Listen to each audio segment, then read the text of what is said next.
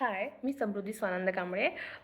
आजचा व्हिडिओ बनवला आहे कारण ना तुम्हाला सगळ्यांना मला रिप्लाय द्यायला एवढा वेळ नाही मिळत आहे, कारण प्रत्येकाचे नंबर्स मला सेव्ह करणं शक्य नाही होत आहे, म्हणून मी हा तुम्हाला व्हिडिओ पाठवते आहे. ठीक आहे.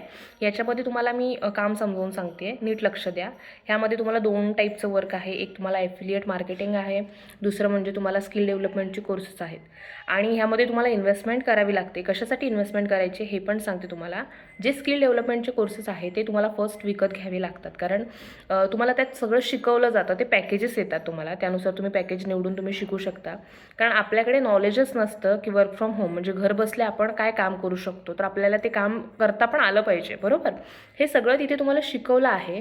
ते तुम्ही शिकल्यानंतर ना कंपनीमधूनच तुम्ही फ्रीलॅन्सिंगसाठी अप्लाय करू शकता. फ्रीलॅन्सिंग म्हणजे काय, तर फ्रीलॅन्सिंग म्हणजे तुमच्या वेळेत तुम्हाला जेवढा काही वेळ मिळतो दिवसभरातला, त्या कुठल्याही वेळेत तुम्ही ते काम करू शकता. यालाच फ्रीलॅन्सिंग म्हणतात. ठीक आहे. तुम्ही यामधनं ते काम करू शकता. नीट तुम्हाला जेव्हा पाहिजे तेव्हा. पेमेंट कंपनीचं वीकली होतं, आठवड्याला होतं. ठीक आहे. ॲफिलिएट मार्केटिंग का, तर ॲफिलिएट मार्केटिंगमधून तुम्हाला ना बऱ्यापैकी ज्या गोष्टी आहेत त्या ना क्लिअर होतात. म्हणजे ॲफिलिएट मार्केटिंगमधून तुम्हाला सगळं म्हणजे तुम्ही विकता कुठली तर प्रोडक्ट, तुम्ही जे सेल करता ते प्रोडक्ट तुम्हाला फक्त विकल्यानंतरनं कंपनी कमिशन देते. त्याला ॲफिलिएट मार्केटिंग म्हणतात. ते ॲफिलिएट मार्केटिंग करून पण तुम्ही बऱ्यापैकी कमिशन मिळवू शकता. अदरवाईज तुम्हाला दुसरा ऑप्शन आहे, तुम्हाला जर विकायचं नाही आहे, तुम्हाला कोणाशी कॉन्टॅक्ट ठेवायचं नाही आहे, तुम्हाला कोणाला समजून सांगायचं नाही आहे या कंपनीबद्दल, तर तुम्ही फ्रीलॅन्सिंगसाठी अप्लाय करू शकता. ठीक आहे.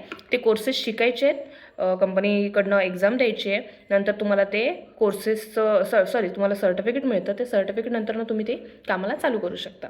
आणि हां, तुमचा प्रश्न असेल आता, तर आपण एक्झाममध्ये फेल झालो तर एक्झाममध्ये फेल झाल्यानंतरनं परत तुम्हाला 7-7 दिवसांनी ती एक्झाम देता येऊ शकते तुम्ही. आणि हा कोर्स एकदा विकत घेतल्यानंतर तुम्हाला लाईफ टाईम होऊन जातो. ह्याच्यासाठी कुठल्याही रिचार्जची गरज नाही आहे किंवा कसल्या गोष्टीची गरज नाही आहे. तुम्ही हे निवांत काम करू शकता. ठीक आहे. थँक्यू.